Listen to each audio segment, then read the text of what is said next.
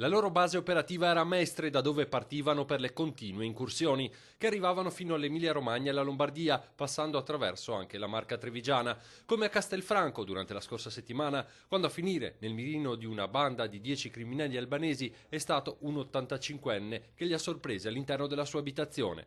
Nella stessa notte consumavano più reati, più furti, e quello del 28 appunto da furto è degenerato in rapina, ai danni di un anziano che è stato ripetutamente colpito. I banditi, studiato il colpo con grande accortezza, non esitavano ad usare le maniere forti una volta scoperti. Erano abilissime, individuavano degli obiettivi spesso in zone isolate, spesso abitate da persone anziane e sole, e quindi quelli che erano dei furti spesso degeneravano in rapina. Oltre una quindicina i raid che avrebbero messo a segno erano specializzati nel praticare dei fori sugli infissi per poi entrare dentro casa. Ecco gli attrezzi professionali sequestrati dai carabinieri che la banda albanese usava per colpire. 2 di loro sono stati arrestati dai carabinieri, gli altri membri sono stati invece denunciati.